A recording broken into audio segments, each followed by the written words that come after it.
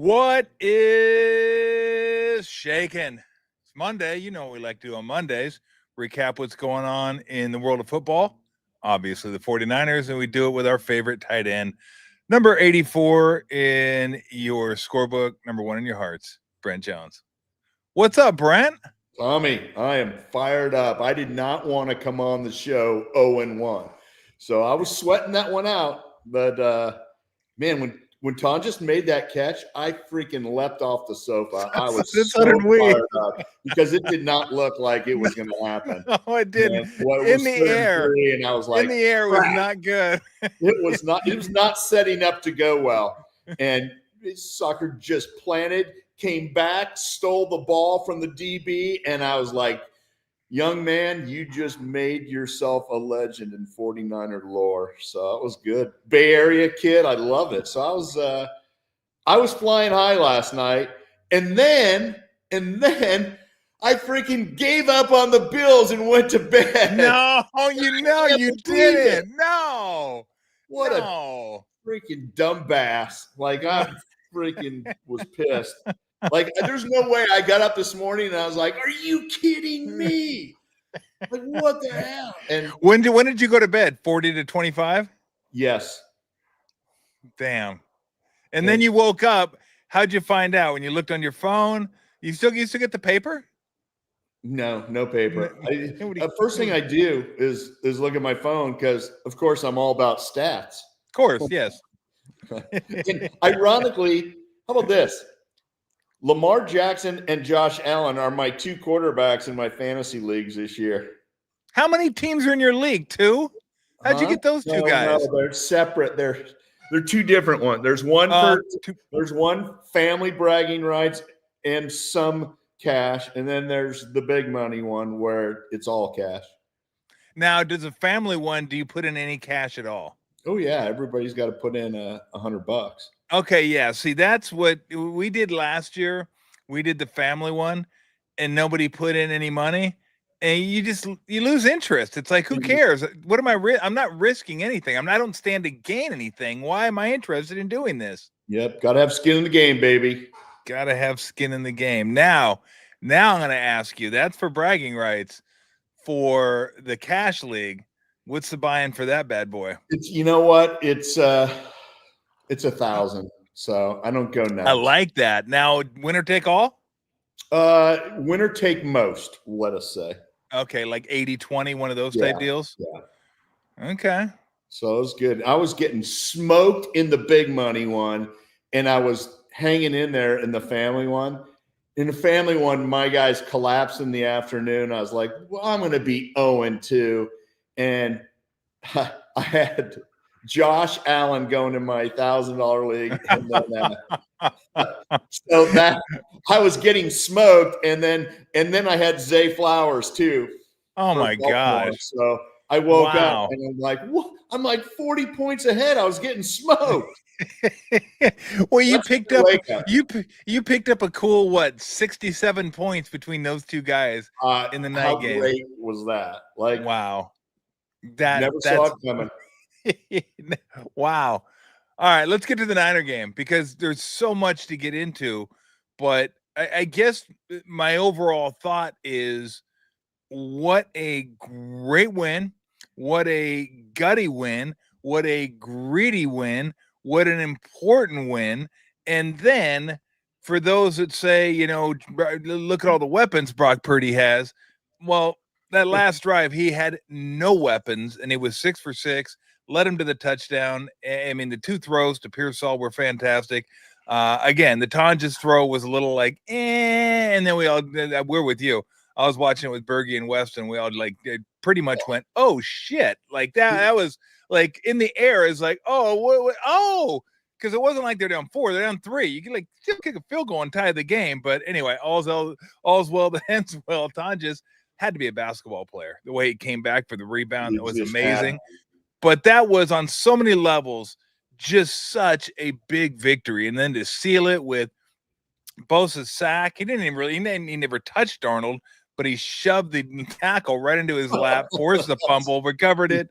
I mean, just Man, that was snatching victory from the jaws of defeat. That was big, and hopefully that'll set a tone moving forward. It was big for sure, Tommy. And, we would have lost that game last year for sure. Yeah. Just the way that we played, but our mindset was different.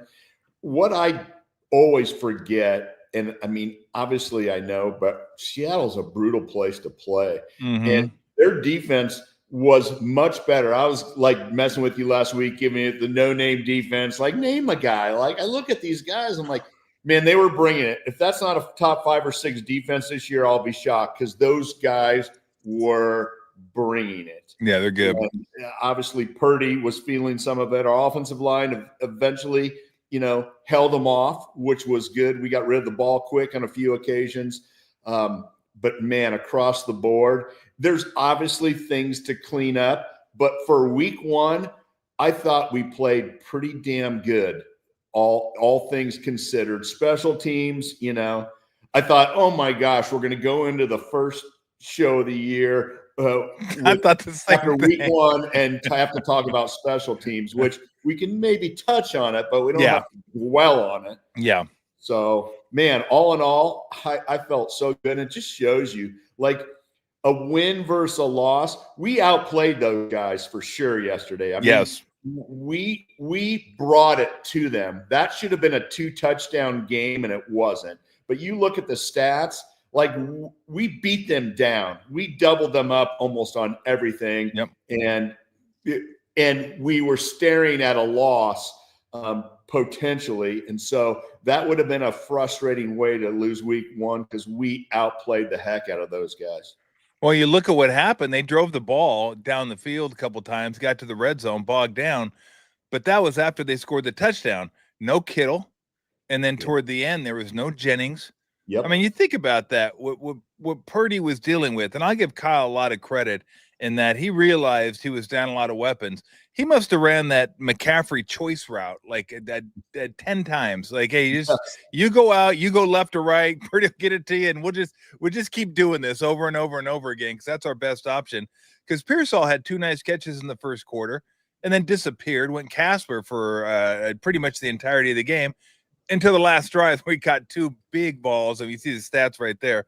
Purdy was 6 for 6, 67 yards and a touchdown on the last drive. And then so like that was literally no weapons to speak of. And I don't want to say no weapons because I think Pearsall is good, but I don't think he's ready to be the number 1 guy. And then after that, it was Gage and Sky Moore. I don't even know who the hell was out there. I mean, it could have been anybody. They could have popped it. Oh yeah, he's out there. Cool, that's fine. Oh, yeah. But just to get the job done, the throw that Purdy made, that little in and out to Pearsall, was a tremendous throw. The one, the deep ball, I still don't know why the DB stopped. The DB kind of stopped for a second. Pearsall got behind him. But again, that was one that you're so right. They lose that last year. They find a way to lose it. This year they found a way to win it.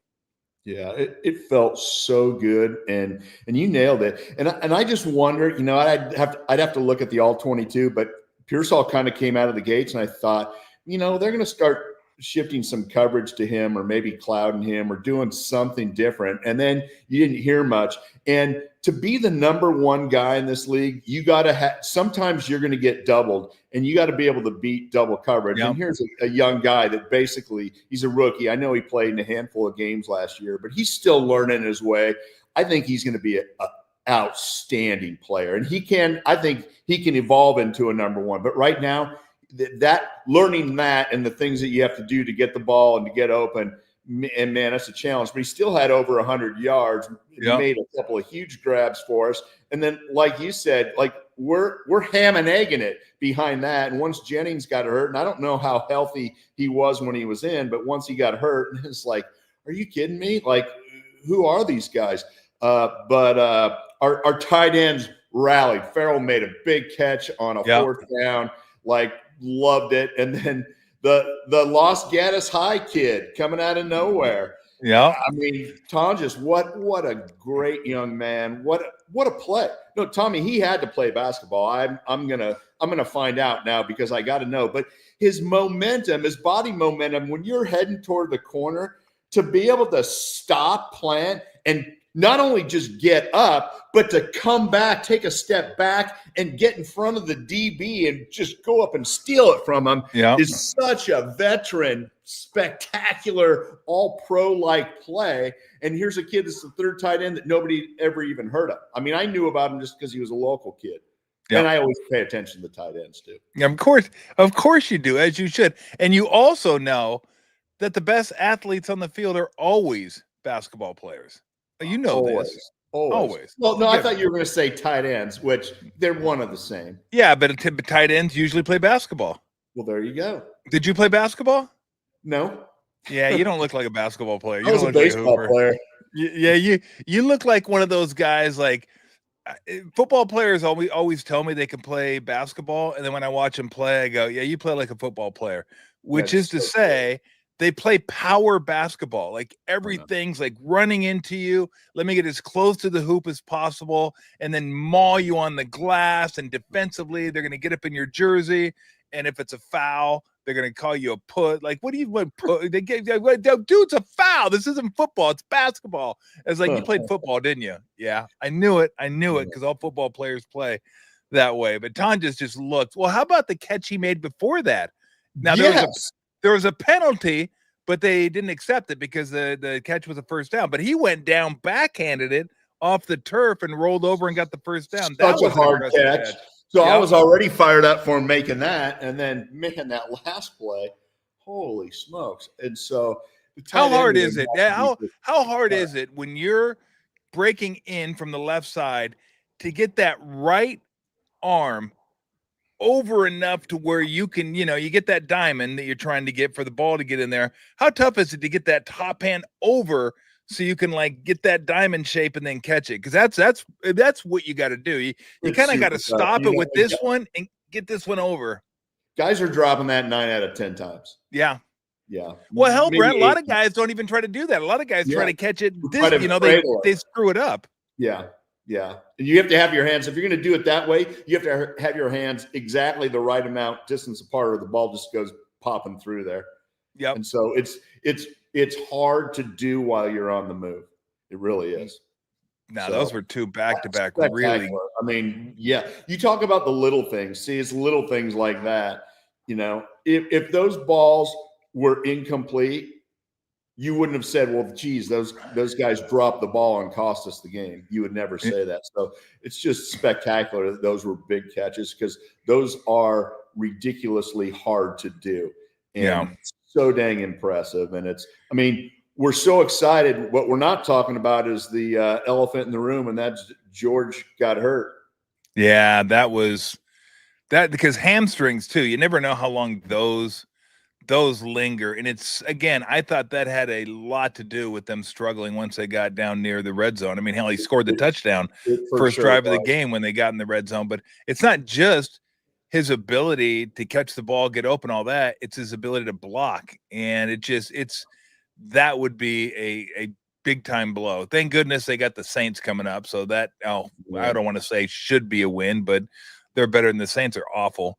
But that's a rough one. We'll see what the MRI says when it comes back. Apparently he's getting it today, but hopefully it's just a mild strain and he misses maybe a week, maybe two. But hamstrings, you just never know with hamstrings. You never know. And then you're not fully confident. So even if you're back and quote healthy, you're still at 90% for a couple of weeks, because like in your mind, you just can't let it loose without thinking about it. And so there's a little nuance there, but back in my day, you never had an MRI on a hamstring. It was just like, you tore it and you'd come back and it'd be like, okay, is it a big tear? Yeah, I can wrap it up and kind of play 3/4 and hobble around, or is it, light one? Like, oh man, it's like I wake up in the middle of the night with a nightmare that I pulled my hamstring. It's like, that's the worst. You guys were disposable back then. Like, move on. Disposable. Nobody cared. Nobody cared. The MRI. What's an MRI? Yeah. Well, you know what? Because the teams didn't want to spend that much money. They're like, MRI, how much do those cost? Give me another tight end. $1,500. Like, give me another. Yeah, $1,500. Good Lord.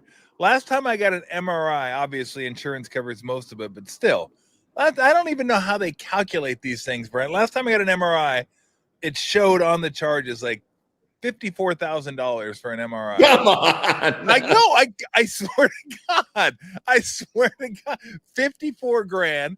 Then like the insurance says, okay, this is what we're going to pay for the MRI and this is what we'll cover. So, I mean, you end up paying, $800, $1,000, which is still a lot. And I'm like, what a scam. Like, hey, what is charging a ridiculous amount? Because we know the insurance company is going to chop it in half.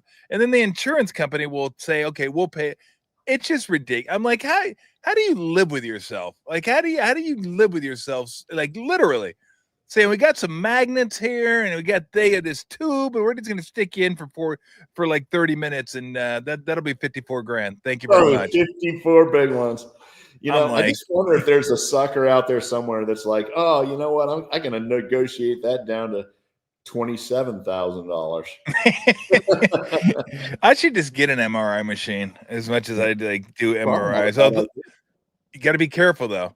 Did you hear that? Did you see that one story about the guy in New York? Was brutal. Oh. And, Tommy, so you're a big guy. I used to be able to get in the tube, and now I can't do it. They got to drug me bad. And drug you bad? It drugged me bad, like massively. Because I freak out. I can't do it. In fact, we had to find one a couple years ago when I was a freaking huge clown and tore my pec. And it's like they had to MRI it. And like if you don't go in the tube, I had to find like a large MRI. That's what I do. Which is like I had to scour the state to find one. And it was brutal. And I still had to get drugged up. But yeah, no, they're no bueno. Yeah, I get it done over in Emeryville. They have a large MRI because I tried it one time, and I was like on the I was like the inside flour tortilla in a gordita, like a Taco Bell. I was just I was wrapped up like this. So they put me in. My shoulders are like this, and they wedge me in, and they go, "Okay, you ready?" And I said, "You're going to have to get me out of here. There's no way I can do this. There's no way I can do this for half an hour." Because I got in my own head. Once they put me in there and I was wedged in, all I kept thinking about is, oh, shit, what if the power goes off? Oh, and they get attacked by zombies and I'm just left in here forever. Oh, I'm going to die in here. So once I was in my own head, I was like, get me out of here. They go, you sure you don't want to give it a shot for 5? I'm like, no. Get me out of here now. So 1,000. I have the claustrophobic effect where like your face, like the top of the machine, your arms are already like this and you can't fit in. You're a couple inches taller than me, but I'm already can't get in. But the top, my nose is right there. And I'm like, what I think is, what if the dumb girl in the back presses the bed thing that goes up 3 inches and then I can't breathe. I'm suffocating in here. But that MRI story with the metal on. Oh, sucked him right in the tube and killed him. Can you imagine? And I think his girlfriend was actually laying in the tube when he walked in because he thought he heard something, walks in, and he has all these gold chains on, Mr. T kit, and then just, I mean, no, I can't even imagine how strong those what's the word I'm looking for? Magnets are. And so just shoots him into it and just oh God. I'm gonna give you a trick. I'll give you a trick. So I go to the large MRI now and they put me in. Yeah. I close my eyes before I go in.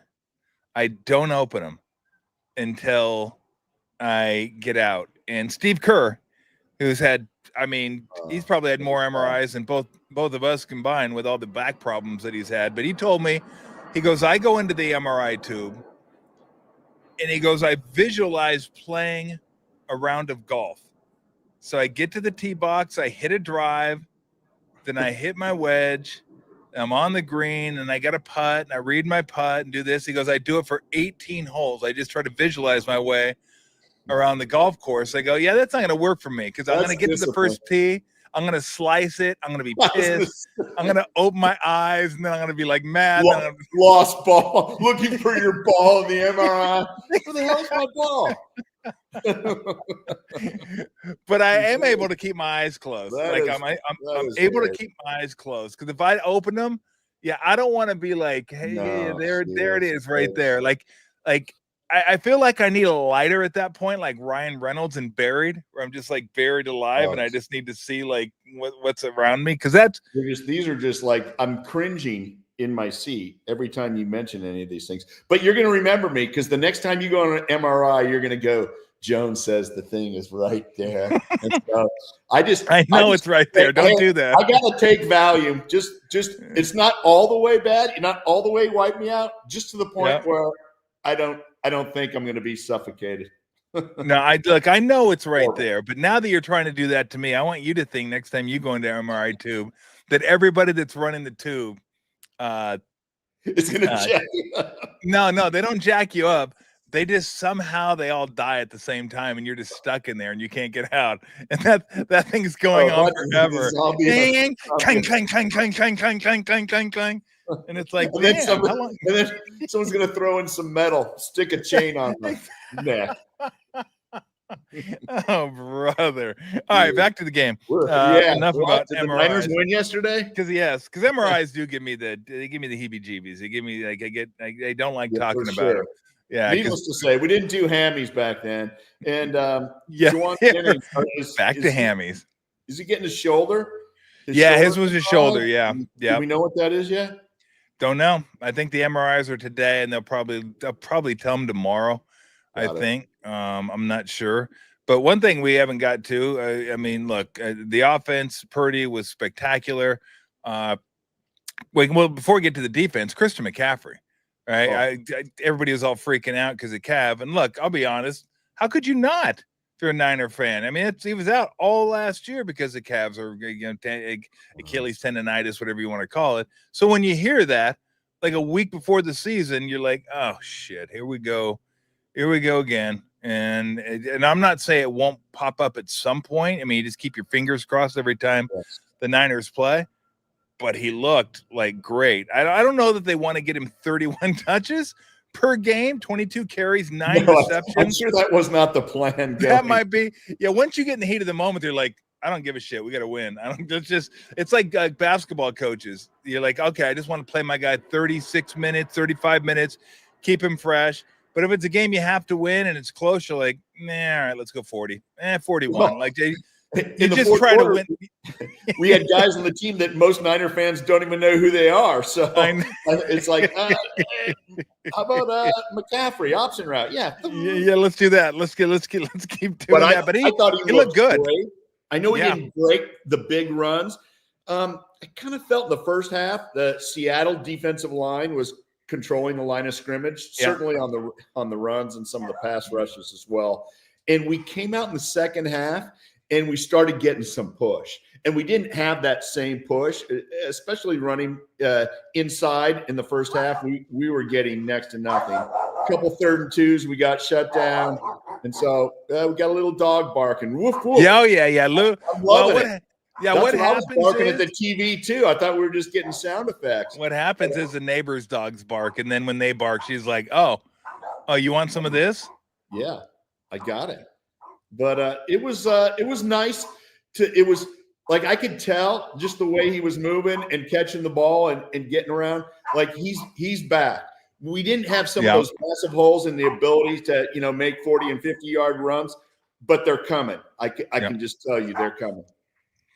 All right, let's get to the opposite side because I thought the one thing, and I've been saying this for a couple years now, and you know this since we've been doing the show the last couple years, is the ability to stop the run. Stop the run. Stop the run. Niners have not been able to stop the run. They've been more like a sieve than anything the last couple years, and they did a fantastic job because this is what the Seahawks do. They run the ball.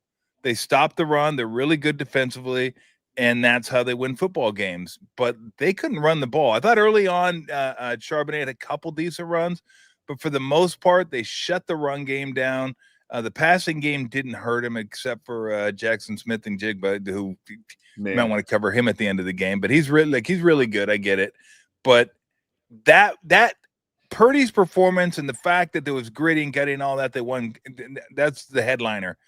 But the fact that Seattle couldn't run the ball and couldn't control the ground game, that was like the second. Like that was big for me. Yeah, there was a couple plays in the first half where I thought, oh man, like Charbonnet gashed us a couple of times. I thought we have gotta, get a little bit bigger and clog those things up. But they were more anomalies as the game went on that, you know what?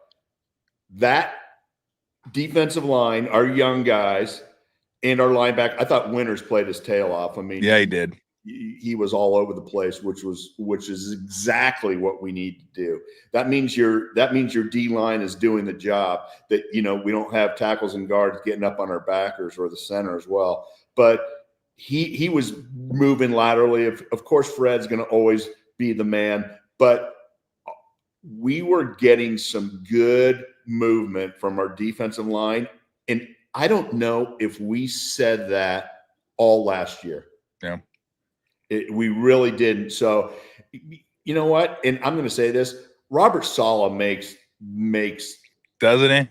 A huge difference. Like that defense was ready to play; they were ready to go, and we saw that last drive. I mean, they teed off on the Seahawks offensive line, and nothing better than shoving a guy into his quarterback and make him fumble. Hey, let me just jam you. Exactly. Manhandle you, shove you into the quarterback, make him fumble, and I'll recover the ball. Nice. Hello, victory. Hello, governor. And you can walk off the field. It just felt good. And yeah. The funny thing is, during the commercial breaks, I was like, okay, what are the stats? Like, it feels like we're dominating. The points, the scoreboard doesn't say it, but it feels like it, man. And I was just blown away. Time of possession, yards, and it just shows you that sometimes those statistics don't mean everything. It's really about you better score points, and you better score in the red zone. And I think your point early on is we were a different team without George Kittle in the red zone. And he's just, whether it's him blocking, whether it's him running routes, but it's also him taking two defenders, taking the eyes of the defense. They're like, hey, Niners have nobody. We better watch Kittle. And so when we don't have to account for Kittle, then all of a sudden we can play our coverage and shut everything down, tighten everything down. And that's what really was happening out there. And to Brock Purdy's point, I thought he played great. There was a couple throws that reminded me of last year. And it's when I feel like he's feeling, I've got to make a play. I don't have George in. I'm going to have to make a throw, a perfect throw it to a guy, thread the needle, do it at what have you. And then when you lost Juwan Jennings, then I was like, okay, I just don't want him to force the ball into coverage. He can make tight throws.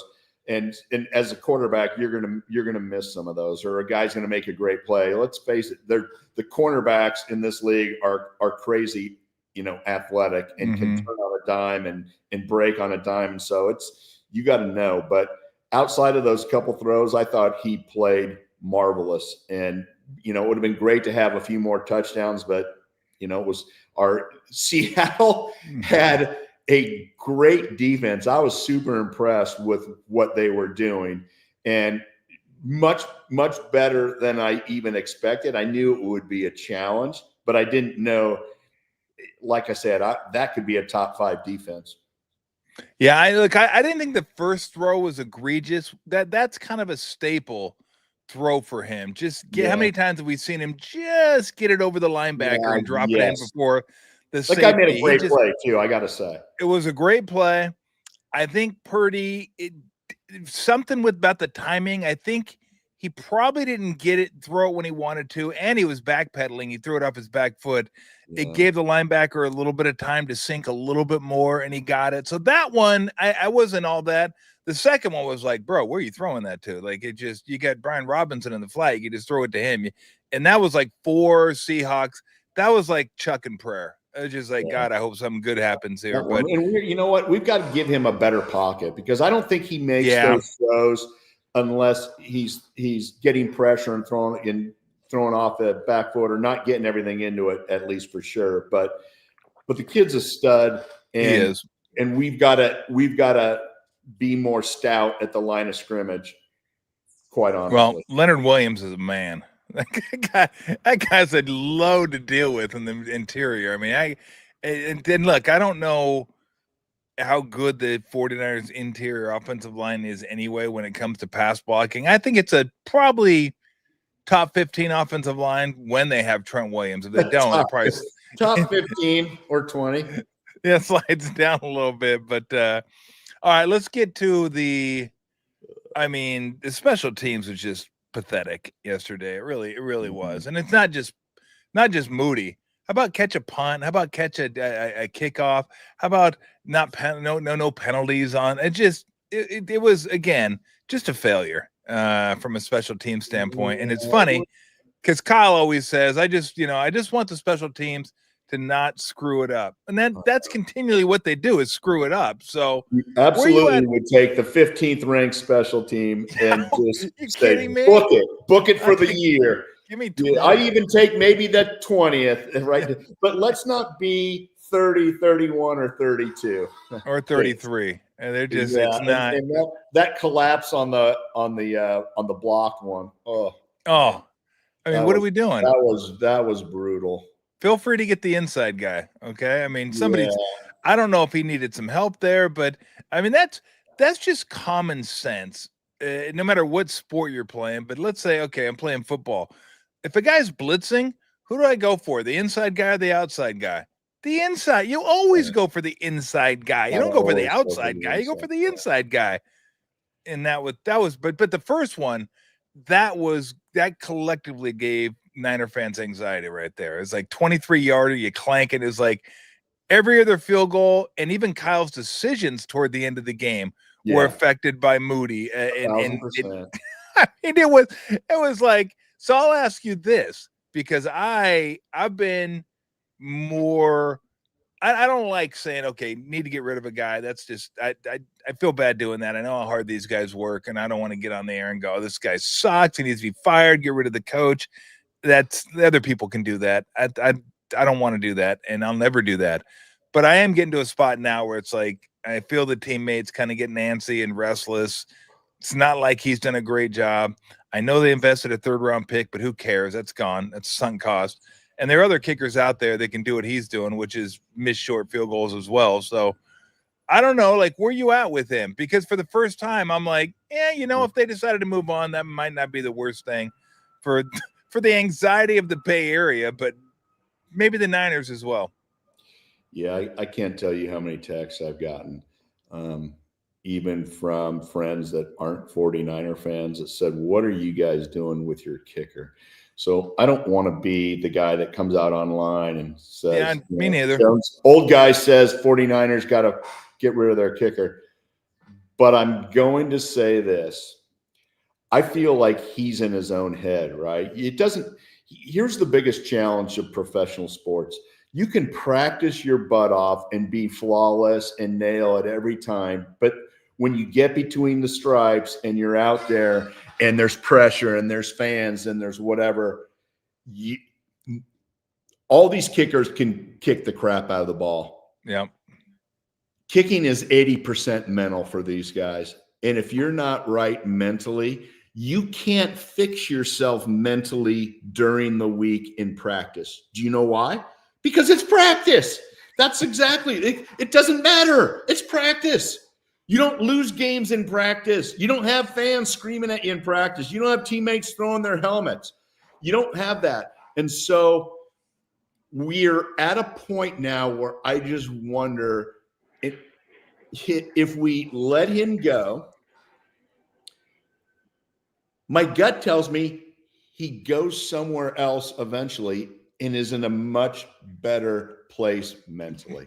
Yeah. But I feel like he's in his own head so much here. And I played with a couple guys that had great careers, but they were mentally not getting it done in San Francisco, and they'd collapse. And you don't say, hey, well, I'm going to work really hard at practice. I'm CeeDee Lamb. I cost my team the game, but I'm going to show up the next day and catch jugs passes at 8 a.m. That's great, but that doesn't put you back in a game position with pressure on the line needing to win. So from a kicking perspective, here's what I don't want to do. I don't want to lose another game because our kicker is not mentally there. So do I believe he has the talent? Yeah. Can he kick the heck out of the ball? Yeah. But can he put it between the uprights during a game? We don't know all the time. And so you want to be at least 80% confident in your field goal kicker, right? That he's going to make a 50-something yarder. You want to be 98% confident he's going to make an extra point, right? Like, I can see everyone misses one now and then. It's not like the old extra points. Yeah. But you don't want to put a potential playoff Super Bowl team and put them in a situation where it's almost everybody in the Bay Area is on the same page. And my guess is some of the players on the team are like, are we going to put it in the hands of our kicker again and have it happen again? So I guess it's a long-winded way of saying if I was in this situation, I would want to have another kicker at this point because we've given him the whole training camp. We gave him the whole offseason, preseason, you name it. And here we are in the first game of the season. This is the time that you're flawless. And you're certainly, hey, if it's 58 yards, that's fine. You can miss one of those. But you can't doink a chip shot when you've had the whole last year like you had it. Yeah. You just can't. No, I agree. Because the only analogy I can make in basketball is free throws. Yeah. Like you miss free throws, you go to the free throw line and practice, and you like work on your form and get your rhythm down and get your routine down. And it only helps you so much because you're at practice. And if I miss at practice, if I can quote Allen Iverson, practice. But you go to the game, it's a whole different vibe now. Now you got everybody in the stands looking at you, which is what they do for field goal kickers. It's the only time in football where it just stops and everybody's looking at one guy. Basketball, same thing. It's a motion sport, but free throws, everybody stops and you can feel the eyeballs on you when you're not shooting the ball. Well, I mean, it just gets a little heavier and a little tighter and it's in your head a little bit. Same with the kickers. It gets in their head. They know every eyeball is on them. And in Moody's case, he knows every eyeball from his teammates and his coaching staff is on him. And they're thinking, oh God, is he going to make this? Can he make? So it all adds up, man. And he needs to have a run. If he stays with the Niners, he needs to have a run of like 4 good games where he's like making everything. And then it becomes, okay, if you miss one now, like you prove that you can make these. Like the only thing I could even think of is if they did, I know the Niners are big like into community work and stuff. If they brought some school kids to practice and let them watch practice and let them watch Moody kick, and then they said, okay, Jake, you got a 45 yarder, and here's little Billy. He's a first grader over in Los Altos, and the Niners are his favorite team, and we're gonna take this paddle and hit him in the ass as hard as we can if you miss this field goal. Like there's got to be real analogy. This is awesome. I mean, you got to, and then does he have the shorts that on, or does he have to pull him down? So no. We're not going that route. Like we'll let him keep his shorts on, but then you miss it. You're like, okay, here's little Emily, second grader. Niners her favorite team. Wearing her Kittle T-shirt or whatever, and she's like, okay, you know what, Kittle? I mean, okay, Moody, here's a 47-yarder. You got it cocked, paddle cocked, and Emily's going, oh, please, Jake, please make this. And if you miss, bam, like, Emily's like, oh, I hate the Niners now. No, I'm a Cowboy fan. Like, look what you made me do. I hate you, Moody. So, I mean, that's about the only way to replicate what's going to take place during the game. The only way. You know what? I hate to say this, but he probably wants to change the scenery too, because it's tough to have all that anxiety around your position, and you go around. You're the only guy in the Bay Area where everybody says, "Oh, our kicker's no good." I mean, everybody talks about it, right? It's a thing.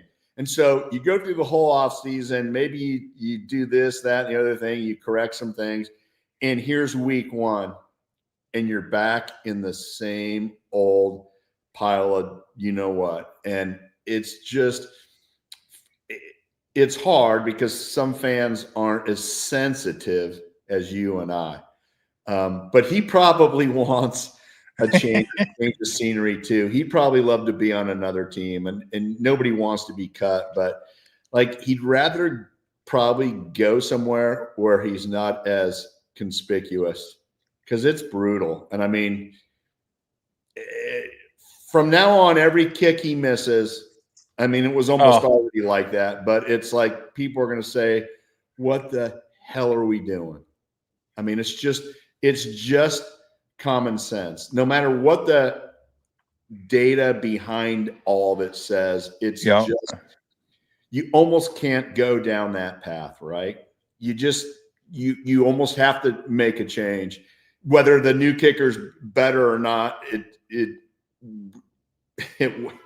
just almost has to happen. And I hate to say that, because it's a guy trying and working hard, and he's part of our team, and he's done some good things over the couple of years, but more often than not. And let's face it, our special teams hasn't been great to support him, whether it's on the field goal team or whatever else. But yeah, it's almost past the point of no return. Yeah, and it didn't help either that he took over for Robbie Gould, who didn't miss. I mean, Robbie Gould didn't have a big leg, but inside like 52, you could just like put that on the board. He was just absolute money. Again, you're not going to get the big boomers, which seemingly everybody could. Boswell had a 60-yarder in the Meadowlands yesterday, and it looked like it could have been good from 70. Like every team has a guy that's like 55, no problem, we got this. Bang, bang, bang, bang, bang. So, but if you miss a 55-yarder, cool.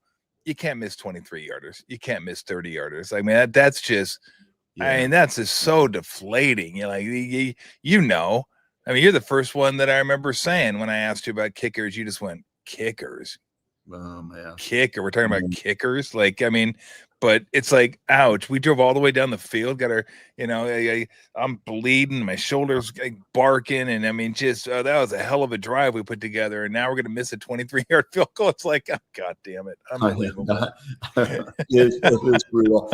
It's funny you mentioned Robbie Gould. Like, I'm thinking of starting to GoFundMe for him. GoFundMe for Robbie Gould. We'll contribute.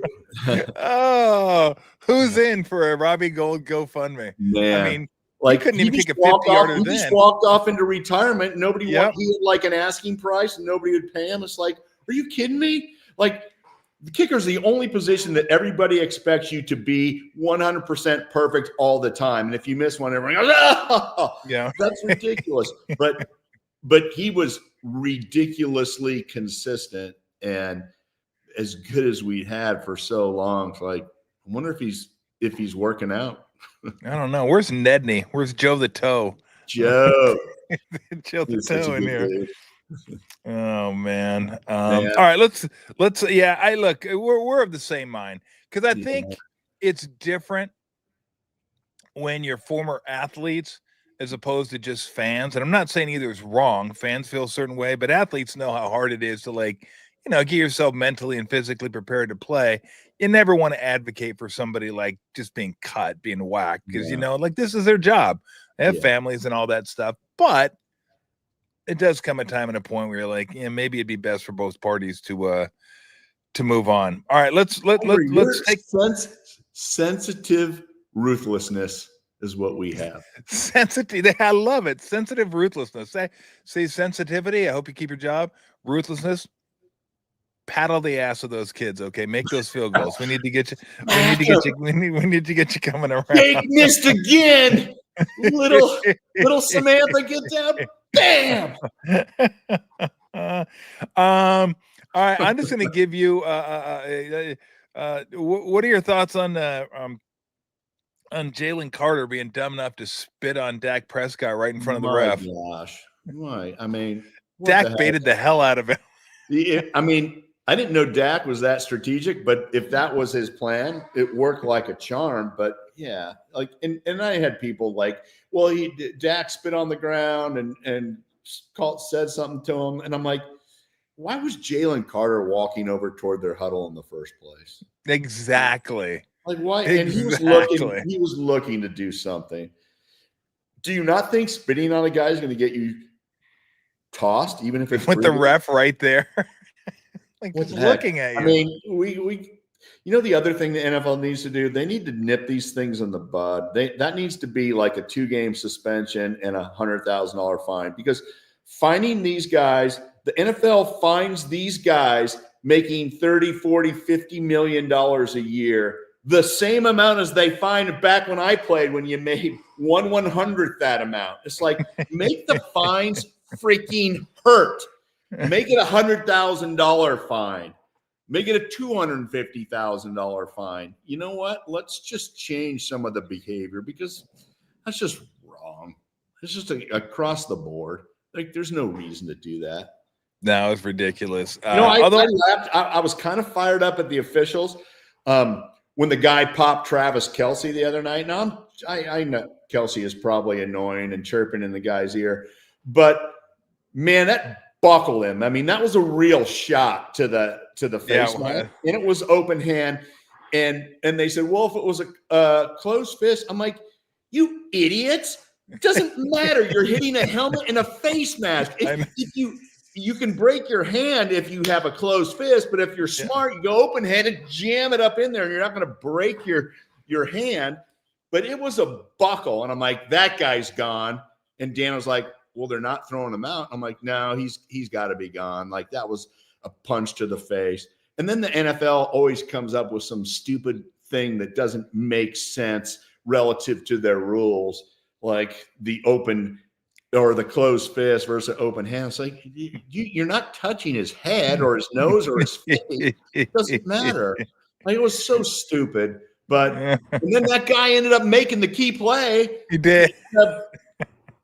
To bat the ball down or to tip the ball at the line of scrimmage, like a couple times.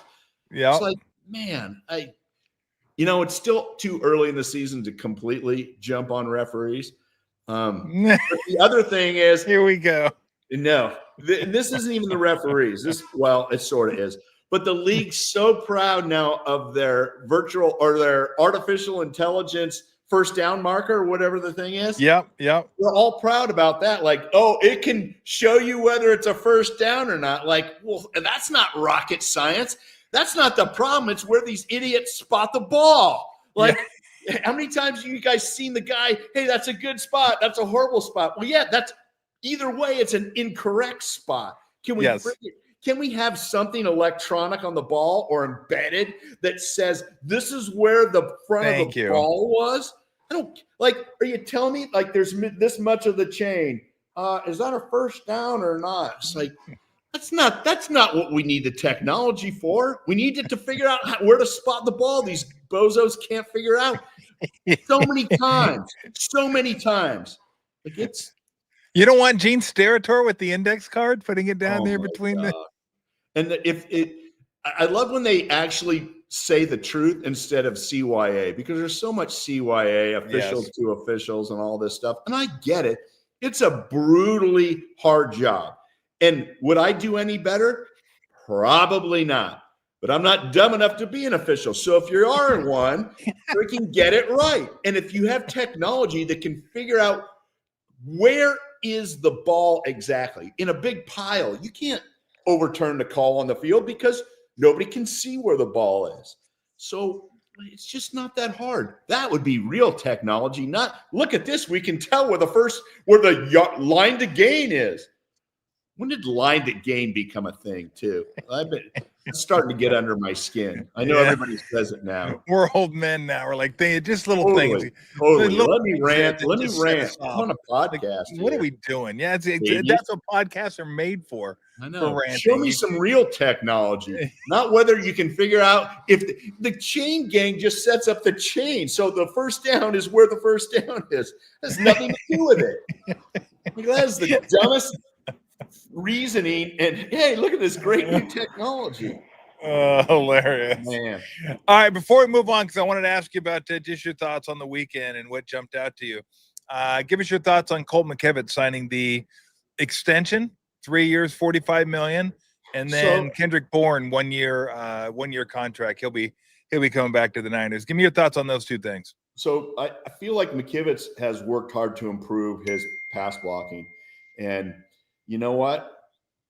Is it perfect? No, but I believe he was one of our top graded out pass protectors yesterday. And ironically, the king of pass blocking struggled, gave up 6 pressures. Trent, Yeah. I'm sure he had to be hurt, but man, there was one play where he got pushed into the backfield, and I was like, whoa, I've never, ever in my life seen that happen to him. Like, it probably never has. There must be something with his leg that he couldn't plant, and there's something going on. Obviously, I don't know what his injury is, but he was banged up for sure. I knew he got smacked early in the game, but on McKivitz, you know what? The position gets paid a lot, and he has improved. There were times where I would have given him the old, Jake Moody sensitive ruthlessness, but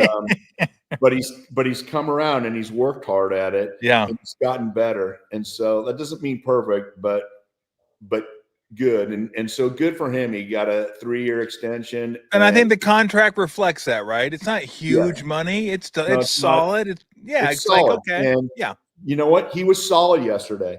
And like I said, it's probably the first time he's graded out at the top of the pass blocking list. And I know he worked hard in the offseason and in training camp to set himself on the course to be successful. So my thing is, good for him. You got to applaud that, because there's been a handful of times over the last couple of years where, we've been hard on him, but good. I mean, that's one of the hardest things to do, Tom, in this league is everybody works on their strengths to make them incrementally better, but very few guys work on their weaknesses. Yeah. And so good for him. That was good. The Kendrick Bourne news, I mean, I'm glad. One, I've heard of him. Two, I know that he knows. You're happy you've heard of him. I've heard of him. Two, I know that he knows the system. And three, we need some receiver options. Either everybody's hurt or suspended or coming back from rehab. And I feel like if we can battle through this first month of the season, all of a sudden we're going to have to start cutting receivers, because we're going to have like 10. Exactly. But right now, I'll take it. The more the merrier. Guys I've actually heard of that I know can play, that can run some routes and make plays. Welcome back, Kendrick. Yeah, at one point, once IU gets back. Now, this is if everybody's healthy until that point, which you never know. But they could have Pearsall, IU, Jennings, Bourne, Robinson, Cowings. I mean, they could have a plethora. That would be a nice problem to have for a change. What a great word. Plethora. A plethora. Yes, we would. Definitely. If the Niners have a plethora of anything, that would be a good thing, because they've dealt with a lot of injuries over the last couple of years. We just don't want a plethora of special teams commentary. And we don't. Hopefully, this will be like the last week we mentioned. And it's not just Moody. Like I said, catch the ball. When it's punted to you, just catch it. When they kick off, just catch it clean. How about not holding, although that seems to happen on every punt return or kickoff return, but just have a clean, normal, get it out to the 30 on a kickoff. How about just catch it on a punt, take it back 2 yards or none. I don't care. No holding on the end, just normal. Like, hey, it's a punt. He caught it. Let's move on with the game. There's always something going on with the Niners and special teams. Like, literally every single play. It's like, oh God, can we just like not notice you for a couple seconds? Please don't be noticeable. My motto for the special teams, and I might print shirts out. Can't we just be average? I'll wear one of those. Please. Niners special teams. Can't we just be average? Average. All right, before we run, give us your thoughts on the weekend. Like, what jumped out at you this weekend? It was so much fun just to watch football and to wasn't it great to have watch back? Real football. And yep. You know, we say this every year. It takes 3, 4, 5 weeks for teams to start gelling.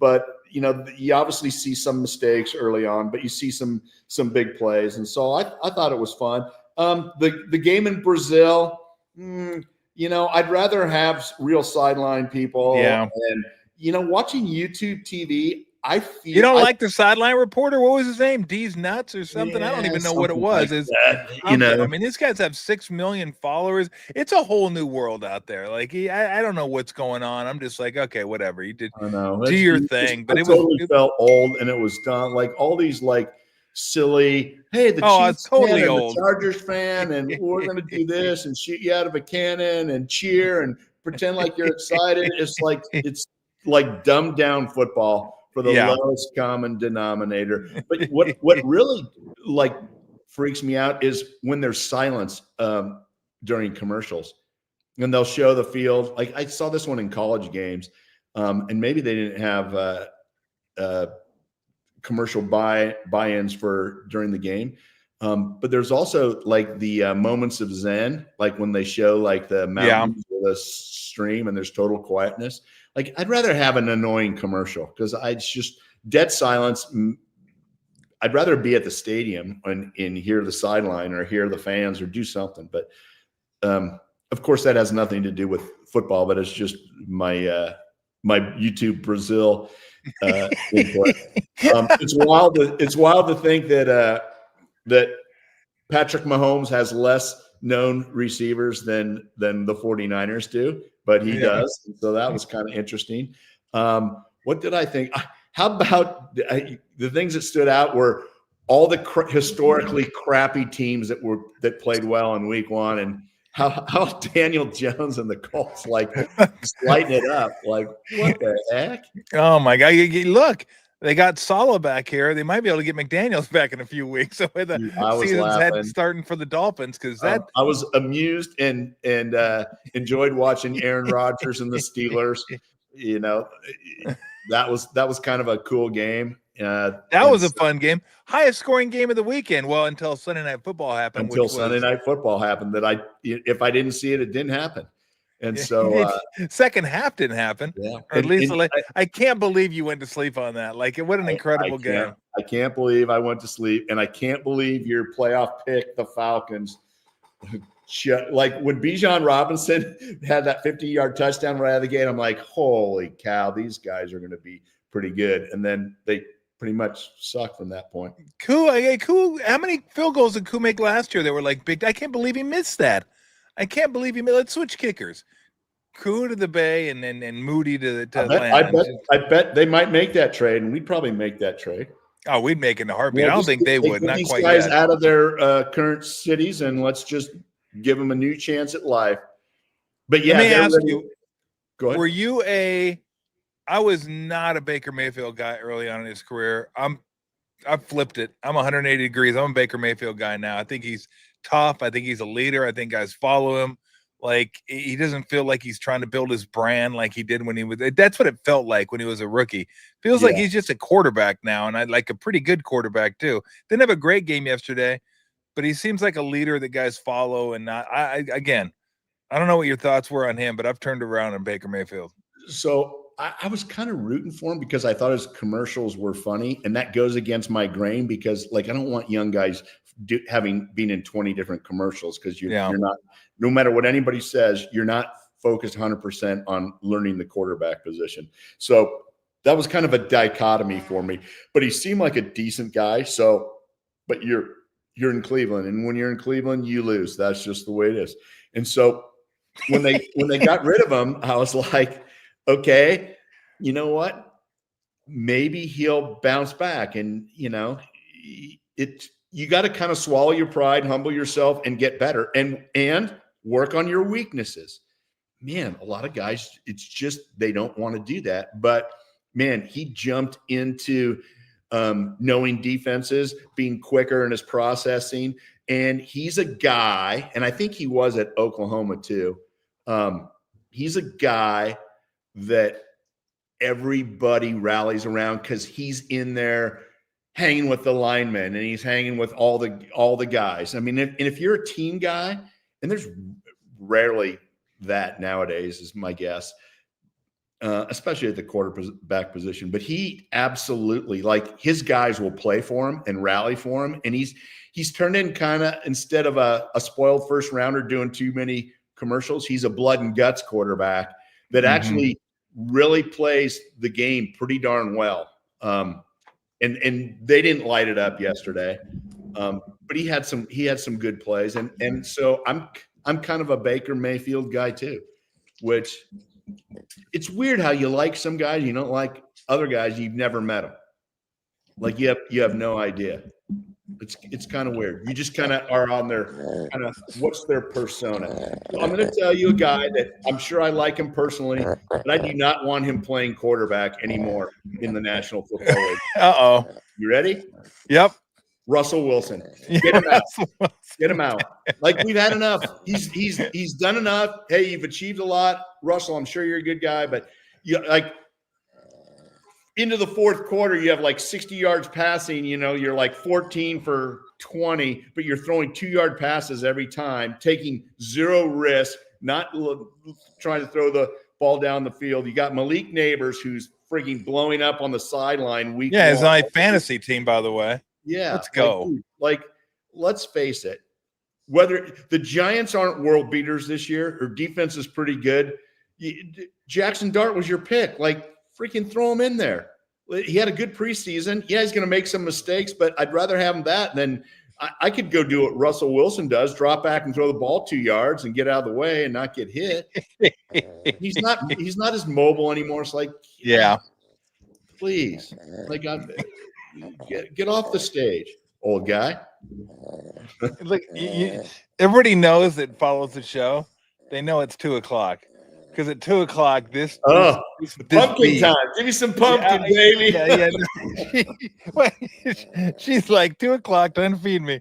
All right, let me ask you this, because I'm not like, I don't want to overreact. And I was going to ask you about Russell Wilson, but I don't want to overreact week one. But there's something after week 2, you start thinking, okay, let's start looking at this a little closer.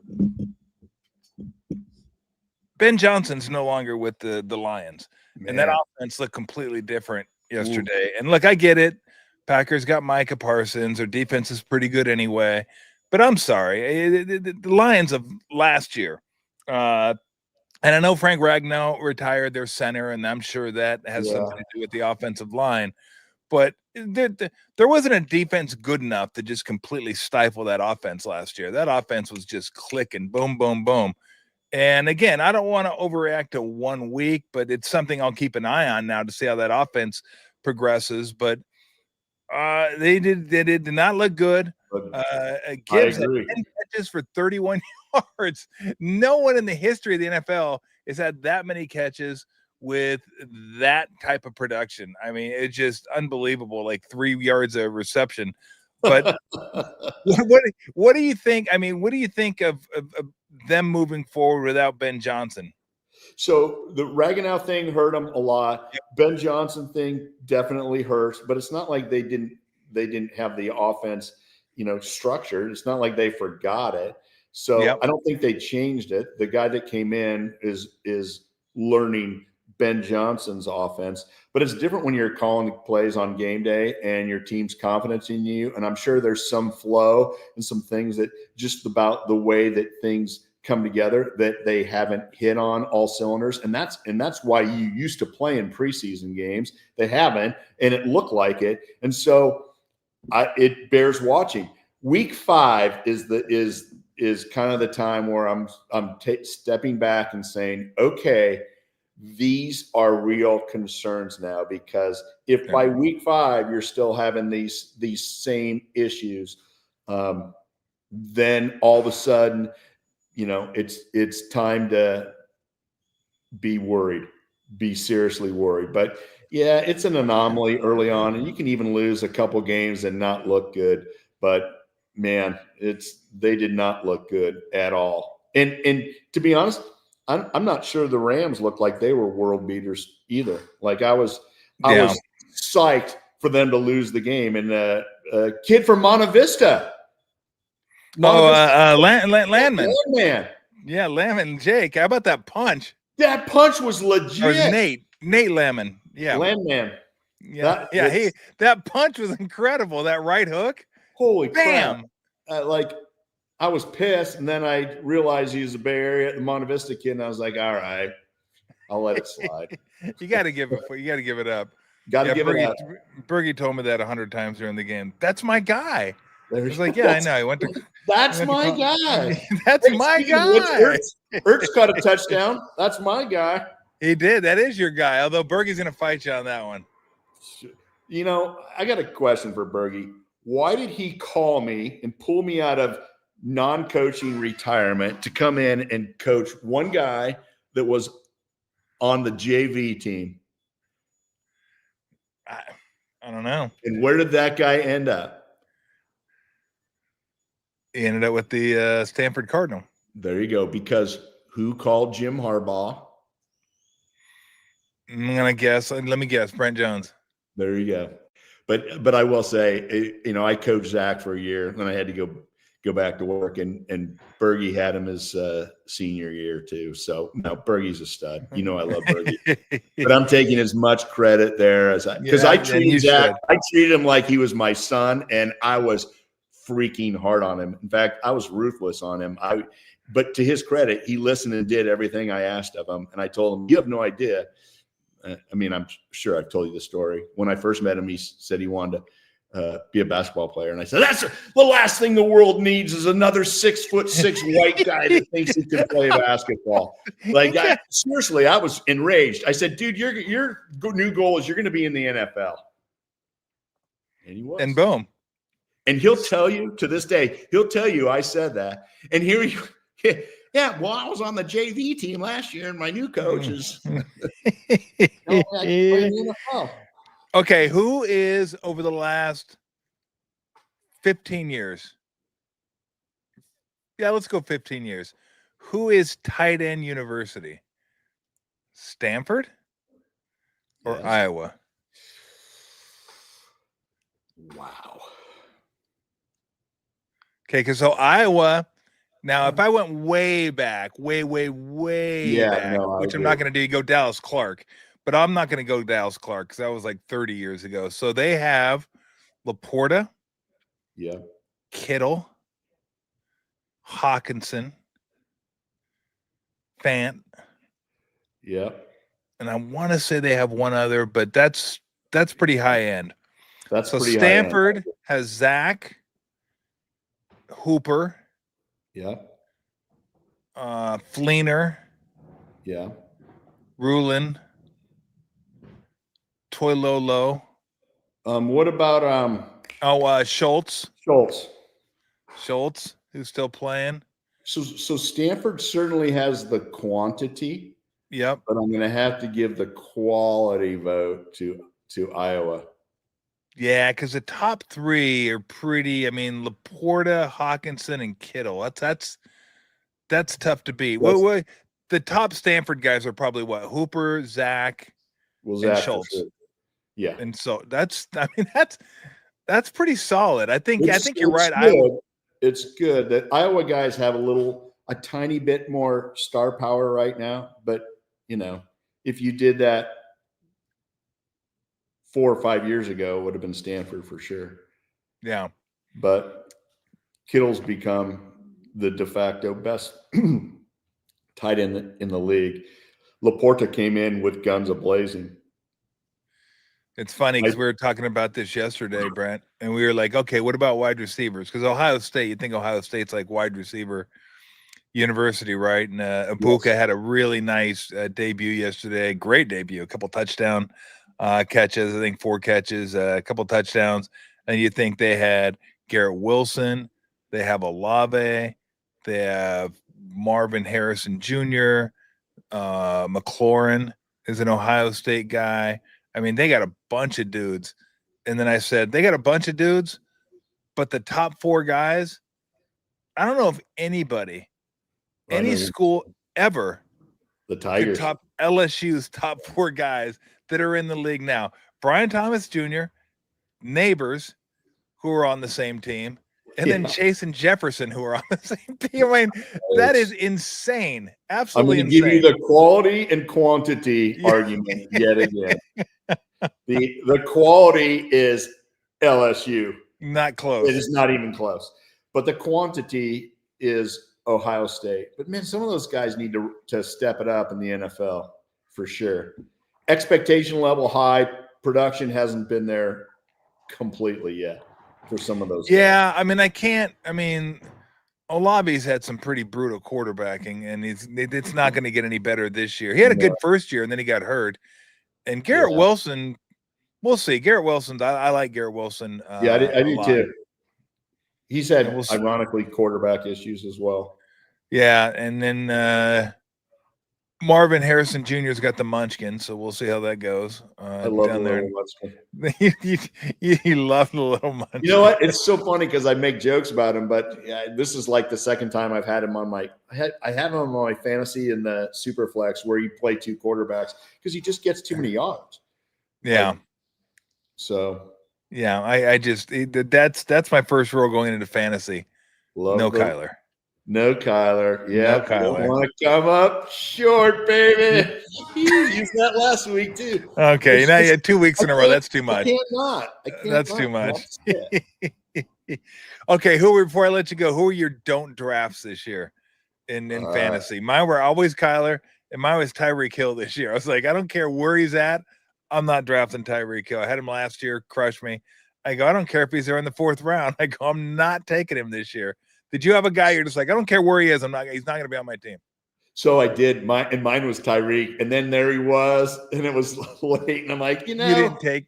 Damn it, he's got to be better than he was. And now he's blowing up game 1. Tua throws the ball like barely further than Russell Wilson, and man, it's like, come on. But that was one of my do not drafts. You know what? Trevor Lawrence was one of my do not drafts because I had him, and you always think he's going to have that big game, and it's always ends up average. It's never the Josh Allen 45-point blowout like last night or Lamar Jackson. It's like, he'll be fine, but it's like it's not good enough. Who else?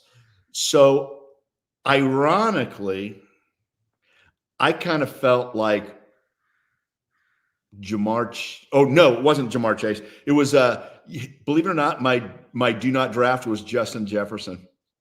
Why? Because of JJ McCarthy? Because I don't believe in the McCarthy experiment yet. And I just feel like it could be like Garrett Wilson in New York and have nobody throwing it to you. Although Justin Fields looked pretty good yesterday now. Justin Fields, I got to say. He looked pretty good yesterday. I thought he looked pretty good. Now, maybe as good as he's looked in an NFL uniform. Yes. And so usually once a guy sets the pace for a couple years, like it's hard to pull out. Like the greatest pull-out stunt maybe that I've seen in the guy that was an absolute disaster, never be more than a 3rd-string quarterback, and the guy's risen back to be somewhat of a stud. You know who I'm going to say? Geno Smith. Oh, Geno. He was toxic a few years ago. Not as a person, as a do not draft. Do not draft. Guy can play football. Dude, he threw for 360. He was winging it around yesterday. I can play football. And he can play football. I thought, the Seahawks thing, I'm like, that's got to be an anomaly. He kept showing it. Like, that guy went to the classroom. He went to work. He worked on his weaknesses, and God bless him. I'd love to meet him just because I respect guys like he had. This is what his expectations were. He came in way down here, and he fought himself back, and he's right back at the top. And you know what? You got to applaud guys that do that, because let's face it, man, it's tough. The people just think, oh, you're great in college, you'll be great in the NFL, or you're great in college, you'll be great in the NBA. And you and I both know that is not always the case, and it's hard. And it's a slog. And you gotta. The biggest problem are the guys that think that they arrive on draft day, because you haven't arrived on draft day. In fact, that's day one of your climb, and there's a lot of guys that do that. Let me see. Anything else here that we want to get into? Nah. I mean, it's like really a lot of games are really low-scoring games. I mean, there was more scoring at a monastery than there was in the NFL yesterday. It just so wasn't happening. Because I wonder if that's – I should try to remember every year, but I always feel like, everybody says, oh, the defenses are always ahead of the offenses. That doesn't always resonate. But, man, the way that things have gone now in preseason, I'm not a big betting guy, but you are. Like, you should take the under on every game week one. You would have freaking crushed it. I had some unders yesterday. Okay. I had some unders. Unfortunately, I had last night's under too. that only missed by, I don't know, 8 miles. That wasn't even close. I was like, at least third quarter, I don't even have to sweat this one. This one's not even close. 81 total points. It beat the total by 30, and I think it was the highest total of the week, and still easily cleared it. So what are you gonna do? You can't win them all. What do you got going on for the rest of the day? I got another interview or so, and then I'm done. Then I'm just chilling, getting ready for Monday Night Football. Nice. Is that a Dallas hat that you're wearing? No, some other people have said that. Like Dartmouth? It's the Dragons, the South Lake Carroll #1 ranked high school football team in Texas, I believe. Do you have any affiliation with that school? I do. Well, my grandsons potentially would go there, but I am friends with the head coach, who's he might. You talk about the most important guy in the town. Like, it is not any politician. It's not anything. It's the high school football coach. He's a great dude. So is he? I'm guessing the stadium's pretty. I'm going to call it a stadium because I've seen high school. Oh, it is. Riley Dodge is the head coach, and he almost won it with a bunch of juniors last year, and they almost are all returning. And in fact, one of their receivers just accepted an offer for Ohio State, and I got to say, they run a pro-style offense, and it's a blast. The stadium is like, I want to say it's like 18,000. Maybe it's a little more, a little less. But that's incredible. Texas high school football is real. It's awesome. So if I go around town like with this hat, people probably think I'm a coach. So everybody kind of stays out of my way. Whoa, look at that. Hey, maybe if you keep sucking up to him, you can get like a reduction in the tuition fee that you pay going to that school. Because I'm guessing it's not a public school. No, it's a public school. Is it really? Oh, yeah. You're good then. Boom. Yeah. So you know who, ironically, my grandsons go to the private Christian school. You know who the head coach there is? They won it last year. Who? Jason Witten's the head coach. No. Yes. Wow. How about that? And they won that? it in their division last year. They were legit. I went and saw them play. Holy smokes. I think he's going to only stay another year or two. But you watch, he'll take a college job is my guess. And, the word on the street last year was Jerry Jones was going to hire him. But it would have been it's a Jerry move for sure. But it was just too far removed. But you watch, you go coach in college for a couple of years, and if Jerry's still alive by then, Witten could be the Cowboys coach. Now did you when you were growing up, were you a private school kid or a public school kid? No, I was a public school kid for sure. Attaboy. Yeah. Attaboy.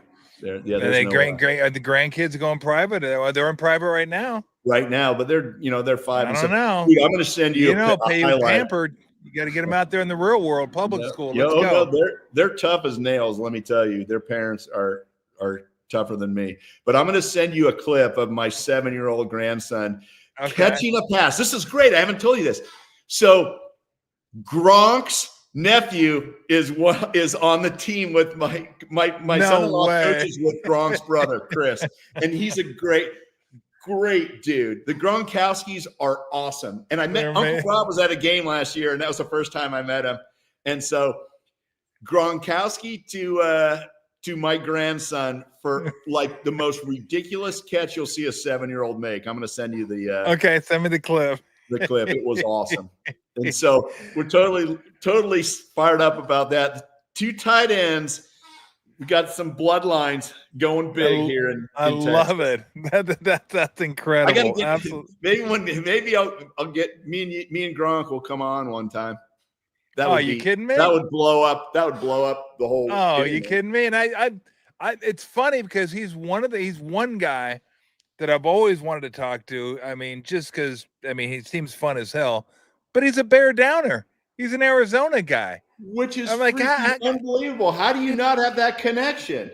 I don't have that connection. I don't know why I don't have that connection, but I guess once you go to the Patriots, you're like shut off from the world. No, that is true. You're like Rapunzel up in the tower. Bill keeps a close eye on everybody. So no, dude, if you guys were to come on, that'd be amazing. 2 favorite tight ends of all time. It could be a reach. It could be like I'm green flying him. Like, hey, Gronk. Green flying. You know who taught me that term? Who? Kipe. Did he really? That's a green fly. And then I remember right after I met Dwayne and we were driving we drive carpool with our kids, so I see him every day. And he talked to me about green fly. I probably said green fly like 100 times a day for like 2 years. And then I kind of give everybody the definition that doesn't know.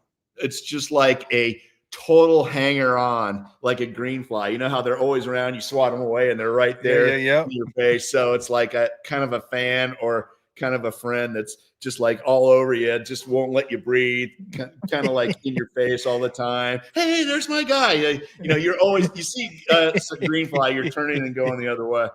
So I didn't want Gronk to think I'm a green fly, but that's a baseball term. It is a baseball term.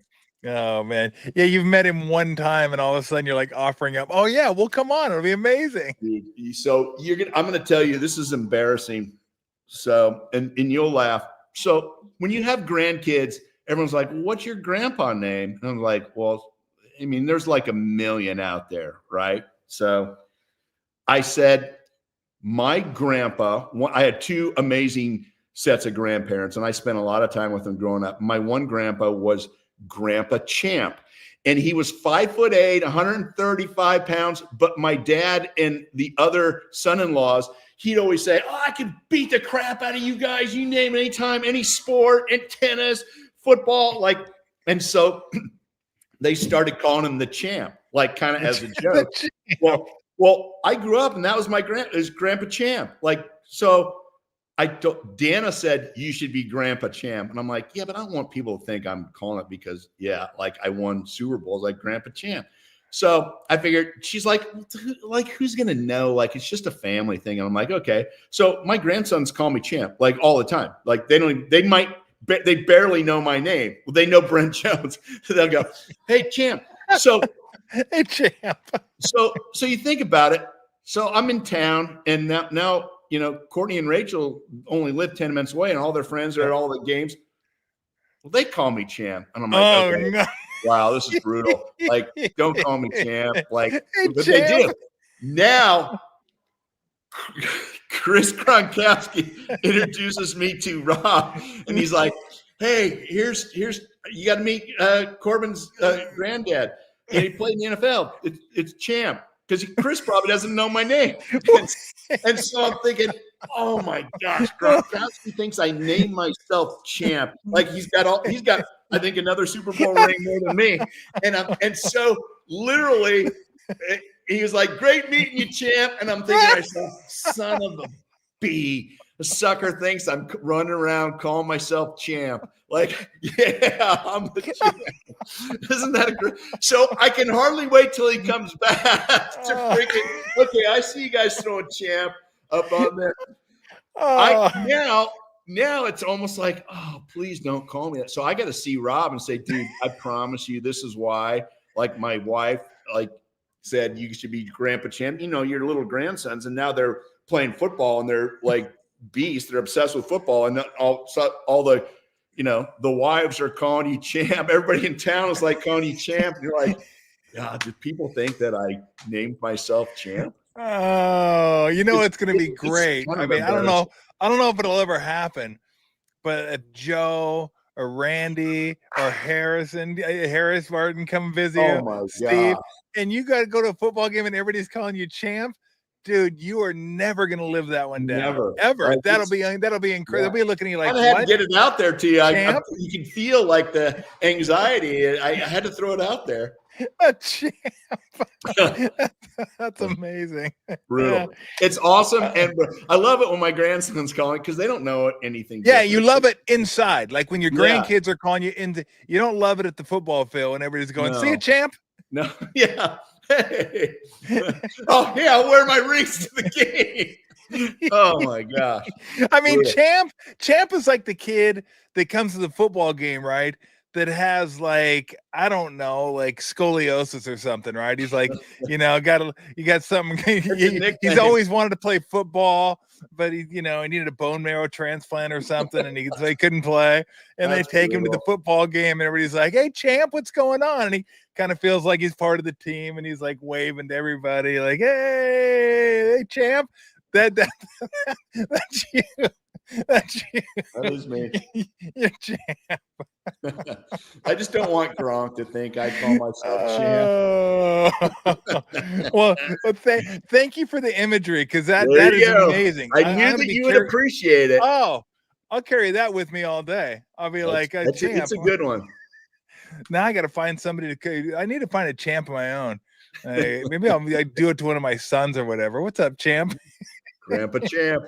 Grandpa Champ. Oh man. All right, brother. I will let you run. Okay. Always appreciate it. Tell Dana and the kids and grandkids and daughters and everyone. Just tell them all I said hi. It's a free for all. Once again, appreciate it all the time. It's so much fun being able to do this with you on Mondays, and we'll look forward to catching up with you again next Monday, Brent. I'm looking forward to it. Hopefully we won't be moody next Monday. Thank you, champ. You got to see you, brother. See you, Brent. Oh man. All right. That was an amazing story. You're just rolling around the stadium. What's up, champ? See you, champ. Good to see you. Oh man, that is good stuff. All right, we're gonna get out of here. Lou's like, bro, you serious? We're like going on 2:30 now. You're killing me. So anyway, it's time to feed Lou. Thank you for joining us. Like, subscribe if you're so inclined. I would appreciate it. And what else? Bay Area Sports Collective. You want to go over there, check that out, see what's going on over there. But yeah, everybody just have a great day. All right, see ya. Out.